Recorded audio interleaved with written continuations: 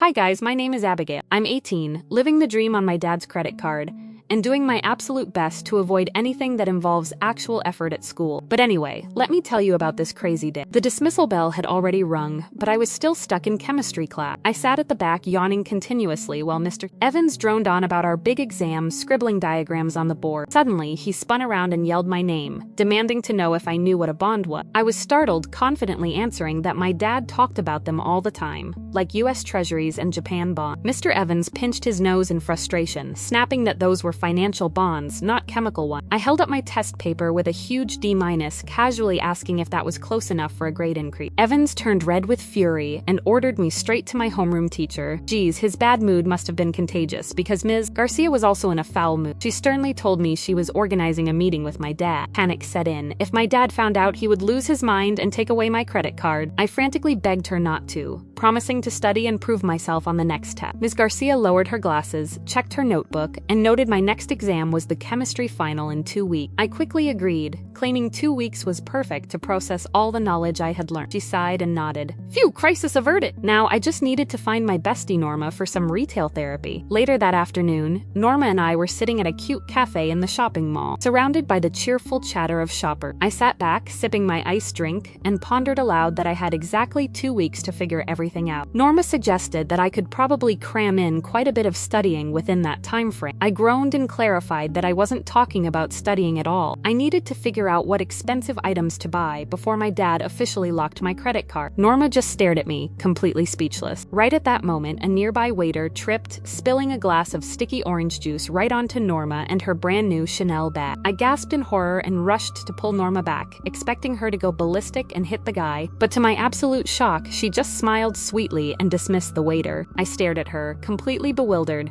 asking what on earth had gotten into her. With dreamy, love-struck eyes, Norma sighed and whispered that it was love, gushing about how beautiful and dreamy the whole world felt. Seeing how ridiculously happy she was gave me a sudden light bulb moment. I realized that Ms. Garcia was single, and if I could just find someone special for her, she would be far too distracted by romance to call my dad for a meeting. Norma thoughtfully noted that it might work, but gently hinted that I could also just study instead. I told her not to be ridiculous. Then it hit me. Mr. Evans was single too. Matching them up would kill 2 birds with 1 stone. So the next morning, I joined Miss Evans' chemistry club to spy on him. The room smelled faintly of bleach and chemicals, split into a lab area and a study space. As soon as I walked in, a couple of dorks approached me. The first guy, Pete, excitedly pointed to a big 0 and 8 drawn on the board, asking what the 0 said to the 8, before laughing at his own joke about it being a nice belt. Everyone laughed, while I just stood there deadpan. Then another guy, Eoin, tried to flirt by asking if he could be the photon to my electron to take me to an excited state. I cringed so hard inside, desperately praying for someone to save me. Suddenly, a guy named Hank called out to his friend Callum, teasing him about being late to the party and asking if he was going home with him or Miss Garcia today. I perked up instantly at the name. Callum walked over, explaining that his mom was staying late at school today. My eyes widened in realization. This Callum guy was Ms. Garcia's son.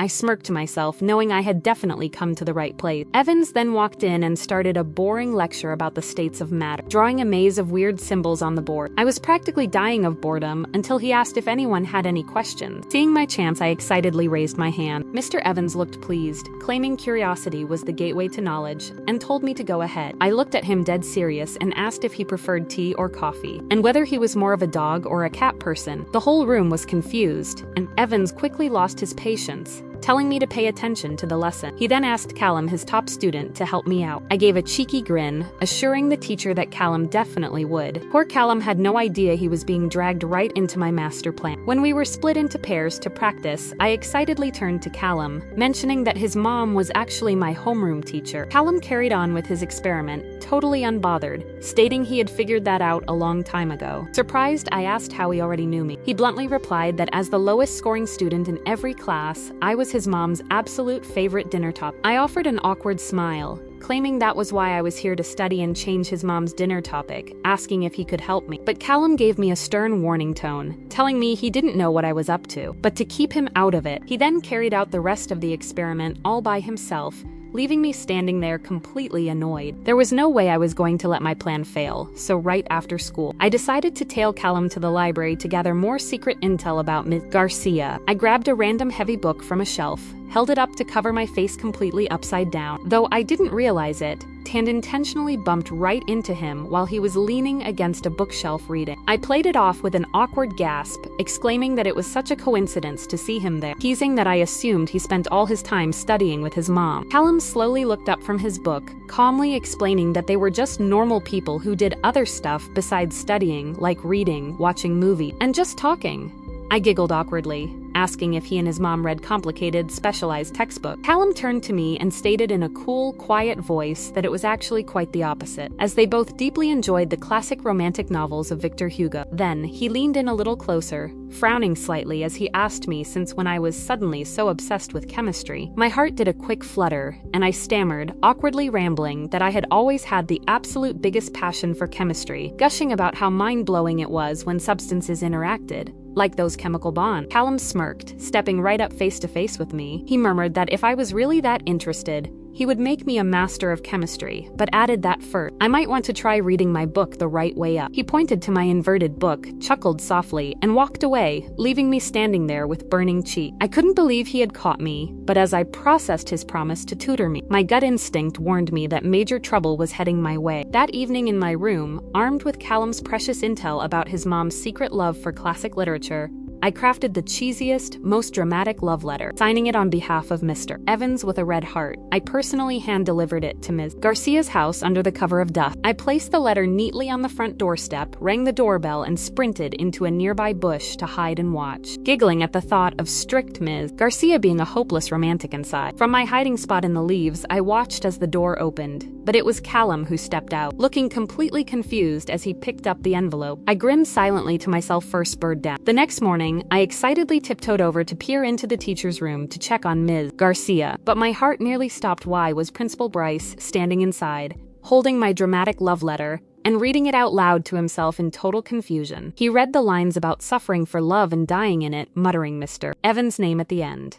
Panicking, I jumped into the room, snatched the letter right out of his hand, and lied that it was just my literature assignment sent to the wrong address. After the principal left, I stood there scratching my head, wondering how on earth the letter got to him when Callum was the one who picked it up the night before. Well, better safe than sorry, so I sneaked the letter straight into Garcia's bag instead.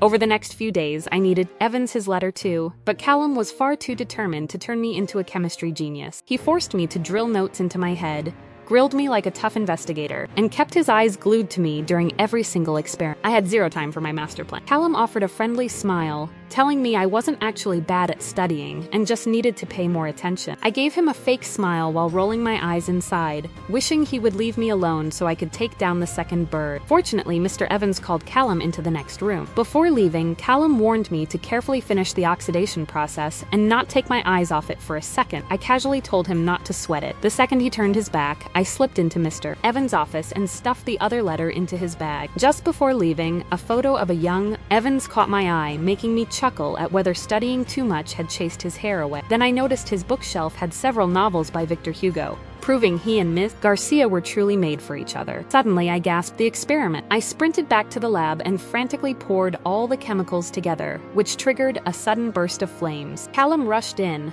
raising his voice in panic about the whole experiment burning down. But as the flames died out, he suddenly froze, staring in shock at a strange purplish substance left behind. His eyes lit up and he exclaimed that we had accidentally created mauve dye. Overjoyed, he pulled me into a tight hug, calling me brilliant. I stood there frozen, feeling my cheeks turn ridiculously warm and wondering what was wrong with me. Right then, Hank popped up out of nowhere, teasingly telling us to keep our rapid progress down a notch in public. Hearing that made both Callum and me turn cherry red and abruptly jump apart. But my heart was doing weird little flip. After that crazy day, Callum stopped acting annoyed with me. Instead, he became surprisingly caring, leaning in close to patiently explain tricky concepts and even cleaning up after our experiments. Talk about having great chemistry, literally. The 2-week mark arrived faster than expected, and there I was, sitting in chemistry class taking the final test. Strangely enough, the questions weren't hard at all. I actually knew all the answers because every single topic was something Callum had painstakingly covered with me. Later that afternoon, as I was strolling down the hallway, Callum came zooming over to me with a huge smile. He happily shared that Mr. Evans told him I had passed the test, adding with a shy blush that he knew I could do it. He then hesitated, nervously asking if I'd like to go out for a movie with him. Before I could even respond, Norma materialized out of nowhere, talking at lightning speed. She blurted out the shocking news that she had just seen Mr. Evans and Ms. Garcia holding hands in the school garden, squealing that things were moving fast. Norma and I both squealed like joyful dolphins, completely oblivious as Callum's cheerful expression instantly collapsed. Callum demanded to know what she was talking about and who his mom was with. Norma cheerfully explained that it was Miss Evans, telling him he should thank me since getting his mom a new boyfriend was my grand plan all along. Callum turned to me, his voice dripping with hurt as he questioned if that plan was what I had called my supposed passion for chemistry. I looked at him, confused, asking what the big deal was since it clearly worked. Callum flew into a rage, yelling that this was never going to happen. I snapped right back, asking what his problem was and why he was being so selfish about his mom's happiness. Hurt and furious, Callum couldn't find any words and just huffed off. He completely ignored me after that. The next morning at the chemistry club, I decided to move on and find a new lab partner. I tried approaching Pete and then Ian, but Hank kept barging in to block me every single time. I gave Hank a furious glare, but he just smirked and shoved Callum right toward me, grinning as he told us we were welcome before walking away. I groaned in frustration while Callum couldn't even meet my eye. After school near the gate, I spotted Callum standing in a quiet corner, looking so sad as he watched Mr. Evans drive his mom home. I felt a sudden twinge of guilt, thinking maybe nobody wanted to see their parent date their chemistry teacher. Still, I tried convincing myself to be happy that my plan had succeeded. Right then, Norma and Hank walked up to me. Norma questioned why Callum was looking like someone had burglarized his house. Hank let out a heavy sigh, explaining that Callum's dad had walked out on them a few years ago. So Callum had sworn to never let anyone hurt his mom again, which was why he was so against my matchmaking. Everything suddenly made sense. But then I paused, squinting at Hank, asking how on earth he knew about my secret matchmaking plan in the first place. Hank instantly began sweating bullets while Norma started frantically winking at him in a flustered panic. I narrowed my eyes, asking if they were hiding something behind my back. Hank panicked and blurted out that they weren't dating, which made Norma turn completely wild, shouting at him for ruining the secret. I just shrugged. Well, that certainly explained their weird behavior. The next day, Ms. Garcia suddenly called in sick, so a substitute named Ms. Flowers took over. Unlike our strict homeroom teacher, Ms. Flowers didn't teach much and seemed pretty chill with whatever we did in class. Sounds great, right? Well, it would have been if she hadn't spent lunchtime constantly flirting with Mr. Evans in the cafeteria. Evans looked completely uncomfortable as she practically threw herself at him, awkwardly leaning away while trying to maintain a polite smile. I felt so bad for Ms. Garcia. She had looked so happy with Mr. Evans before. There was no way I was going to let my master plan crumble, so I decided to take action. I handcrafted another reminder love letter on behalf of Ms. Garcia, guaranteed to make Mr. Evans's heart flutter. But as I was sneaking into his office to drop it on his desk, Flowers suddenly burst in. Her friendly persona vanished the instant she spotted the letter. Reading it over, she angrily demanded to know why I was doing this, declaring that Miss Evans was her dream man, not Miss Garcia's. I stood my ground, telling her that he and Miss Garcia were obviously made for each other. Furious, Miss Flowers ripped the letter in half, shrieking that he was her heart's desire. I scoffed, pointing out that he went all gooey-eyed for Miss Garcia, not her. Losing her mind, she slapped me with detention. Just then, Callum stepped in, arguing that it wasn't fair to punish me over nothing. Miss Flowers glared at him, asking if Garcia's son wanted to play the hero saving the beauty, and immediately gave detention to both of us. During afternoon detention, Callum and I stood on top of desks, straining to wipe the upper classroom window. I grumbled to myself about Miss Tyrant breaking my back over a stupid punishment,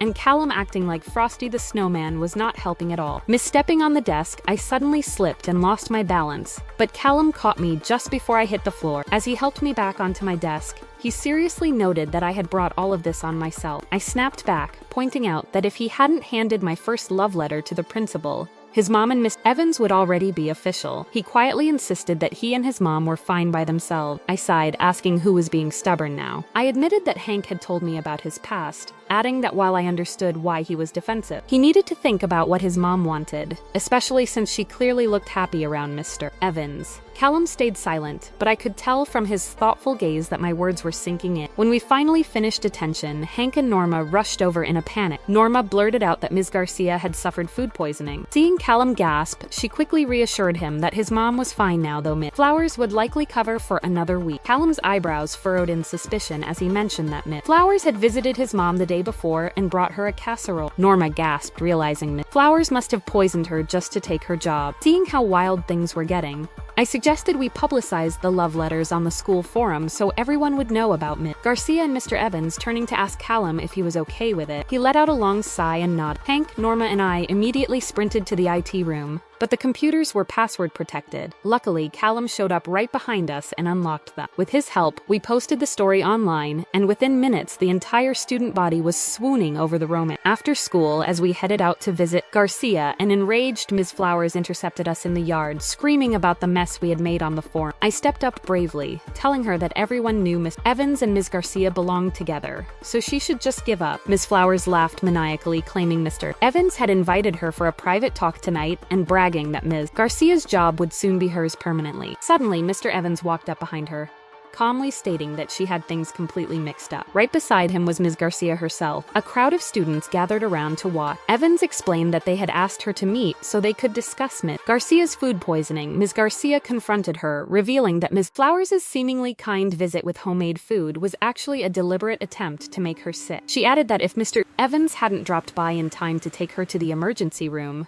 things could have been much worse. Ms. Flowers became hysterical, screaming that the students liked her more anyway because Ms. Garcia made them study too much. Immediately, the crowd began booing her. A guy shouted that while Ms. Garcia was strict, she actually cared about teaching, whereas Ms. Flowers taught them nothing. A girl chimed in, telling her everyone already supported Ms. Garcia and Mr. Evans, making her a total third wheel. Desperate Ms. Flowers frantically grabbed Ms. Evans' arm, crying and begging him to tell the kids that their love was bright and that they were soulmates. Mr. Evans firmly pulled his arm away, stating that his heart had always belonged to Ms. Garcia, and though he had been nervous at first, fate brought them together, and he couldn't be happier. He held Ms. Garcia's hand tenderly. Flowers' face completely wilted before she burst into hysterical tears and fled the yard. As the golden-orange light of the sunset filtered through the school gate, Callum rushed over to his mom, asking if she was okay and quietly apologizing for not being there when she got sick. Miss Garcia offered him a gentle, reassuring smile, telling him she was completely fine and not to worry at all. Callum then turned to Mr. Evans, awkwardly thanking him for looking out for his mom and asking if he could safely take her home. Mr. Evans gave a warm nod, Garcia's hand, and walked away with her. Hank and Norma quietly sneaked off into the distance, leaving just Callum and me standing alone under the soft glow of the streetlight. The evening breeze felt cool against my face as Callum stepped closer to me, his usual cool demeanor replaced by a soft, gentle expression. In a quiet voice, he confessed that I was right all along, and that it had been silly of him to try and stop people from falling in love. He leaned in a little nearer, whispering that when you fall for someone, you simply can't help it. My heart gave a wild thump, and I felt a sudden warmth rushing to my cheeks as I stammered, asking what he meant by that. Callum smiled, closing the remaining distance between us, and softly admitted that he thought he had fallen for me. Before I could even process his words, he gently leaned down and kissed me right there under the warm golden lights, bringing a sweet, perfect ending to the wildest 2 weeks of my life.